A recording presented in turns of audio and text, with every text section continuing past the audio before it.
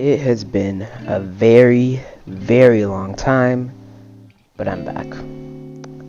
We're back. I wasn't uploading for about, I'd say a month, because on this channel. I was uploading on the main channel, but not on this channel for about a month, because I went on vacation. I wasn't able to upload for a while. Then I had trouble with technical difficulties in my computer. But now I'm finally back. Today, we're just going to talk about everything that's happened since the last time I talked. The last video I uploaded was talking about the Boston Celtics and the different moves they made to try and help them be a better team. There's a lot that's happened since then. I'm going to start pretty much with the... Actually, let me go back. Let me go back to the stuff. I'm not even going to cut any of this out because I just feel like talking about basketball. I'm just going to just go unedited. And yeah, it's been a while since I've done one of these. And yeah, I am going to make a season predictions video, but that'll come in a while. That'll come soon. Pause. Okay, so we had the Isaiah Thomas thing. Everything with Isaiah Thomas, people were talking about him. And let me just actually go to all the free agents. Okay. Can I see every official trade? Okay. So, we're gonna go back to the last thing I remember. No, it wasn't the Celtics video. It was the Bulls adding DeRozan. And then I'm pretty sure, I can't remember if I talked about the Clippers adding Bledsoe.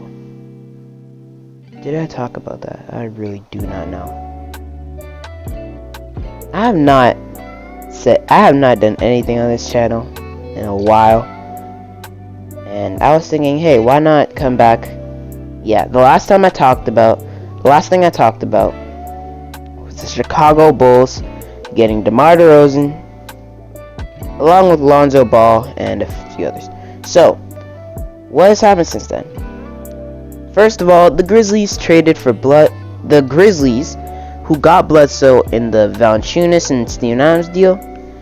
They just got rid of him right away, traded him for Patrick Beverley, Rajon Rondo, and Daniel Oturu. That was August 16th. And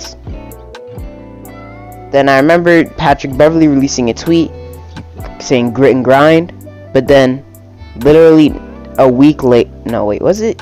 I'm pretty sure it was less than a week later. I'm pretty sure it was like minutes later when it was officially released. The Timberwolves got Patrick Beverley and the Grizzlies got back Jarrett Culver and Juancho Hernangomez, but I know that Patrick Beverley isn't leaving the Timberwolves. So that was some of the stuff since back then. That was some of the stuff that happened since back then. I have a lot to talk about, so let me just start with this. The Clippers get Bledsoe. They have had point guard struggles for the past few years, but hopefully Bledsoe can do something. A lot of people saying Bledsoe's washed. I don't think he's still a good point guard. It just wasn't the best situation for him in New Orleans.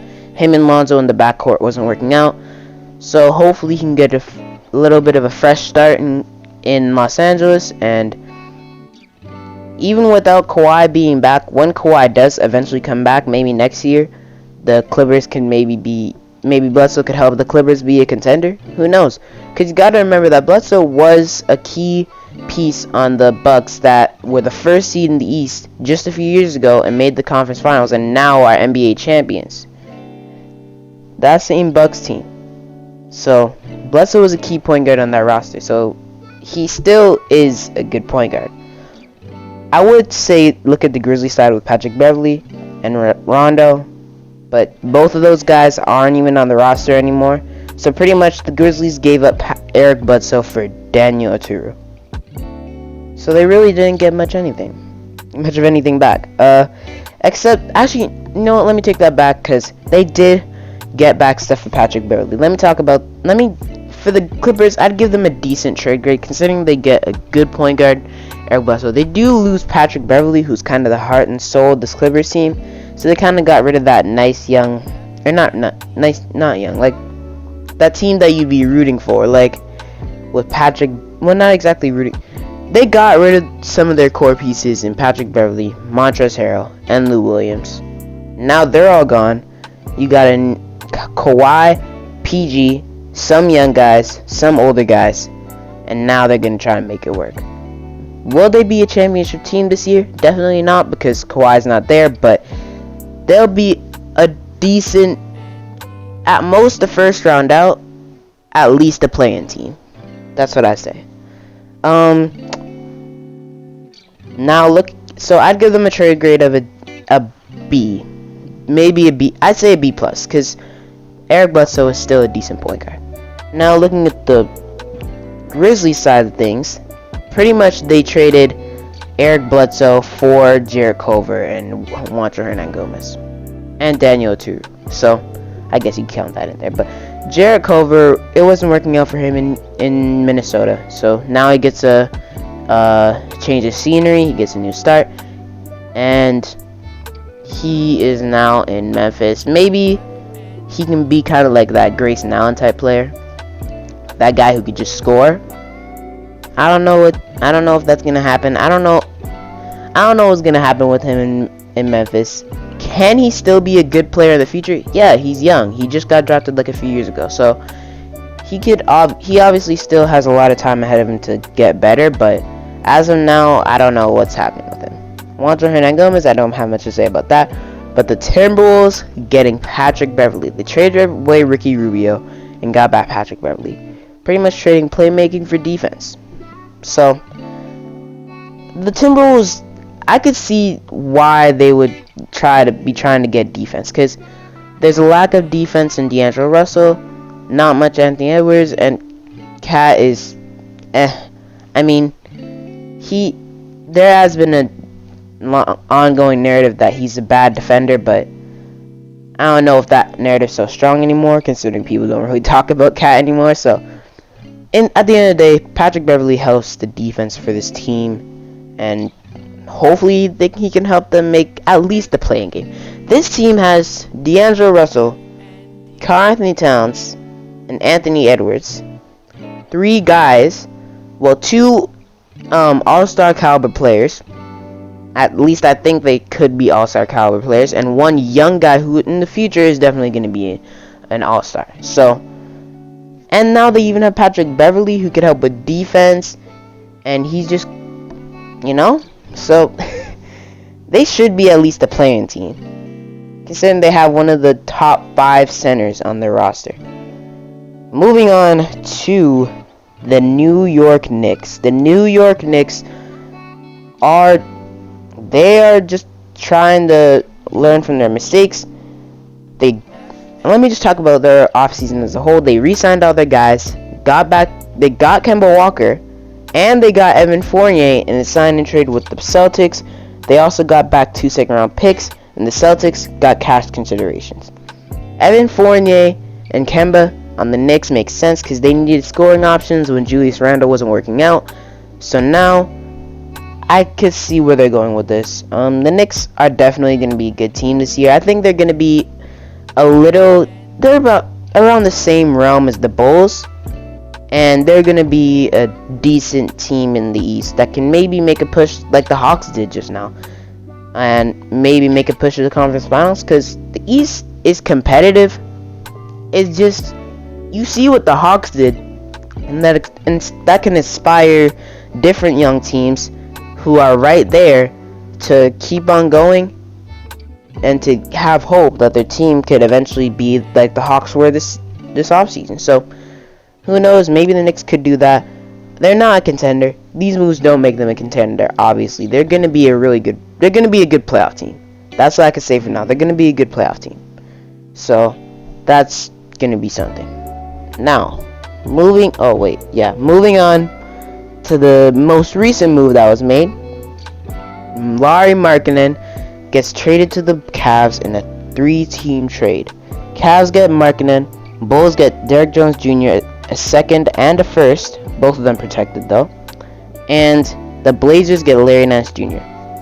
Blazers get a little bit of defense, a kind of wing defender who could help them be better. It obviously doesn't make them a contender, but it's going to make them a bit of a better team.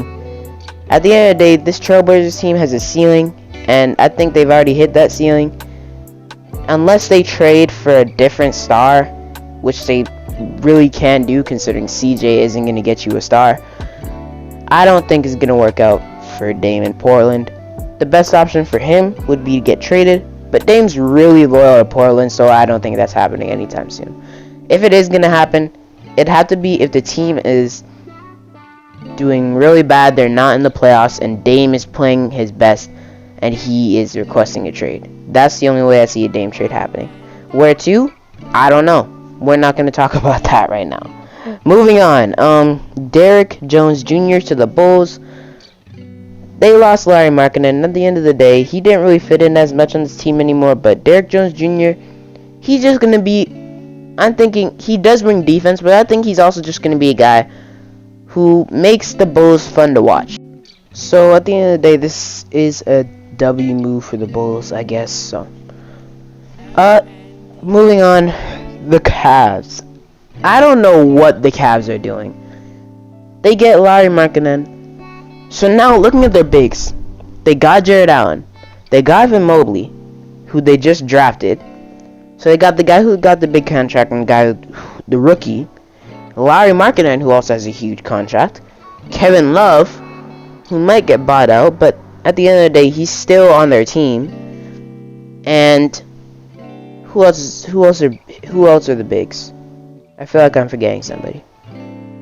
I'm probably forgetting somebody, but my point is, how they really don't have wings other than Isaac Okoro and Jetty Osman. Other than they have, maybe I'm just not thinking about it right. Because if you look at their team, look at the major players, they really don't have much. They don't have a lot of guard play other than Sexton and Garland. I'm probably not thinking about the Ricky Rubio. Yes, that's who I'm forgetting. I'm literally watching this game as the game that you guys are seeing, and look at the score. I don't know how this is happening, but anyways, my point is, the Cavs, I don't really know what they're doing with this move. Maybe Markkanen comes off the bench, but do you pay him that much money to come off the bench? He wanted money, and he wanted a change of scenery. I just don't know if he's gonna get that starting spot. I'm guessing they're probably gonna. They could do something where they start with Markkanen and then eventually move Mobley into the starting lineup as he continues to progress over the season. Because at the end of the day, Markkanen has more experience than Mobley, considering Mobley has not played in the NBA yet. So I'm thinking if I were the Cavs, that's what I'd do. I'd start Markkanen at the beginning of the year and eventually put in Mobley. But this team isn't going to be great. They're not going to be that great. They're going to be decent. When you look at the Bulls side of things, I already talked about the Bulls. I talked about all the other teams. So, I think for the Blazers, I'd give the grade an A-. Well, maybe a B+, because it doesn't really make them that much better, but it does make them a little better. B+. It's like a good trade, it just doesn't make them crazy good.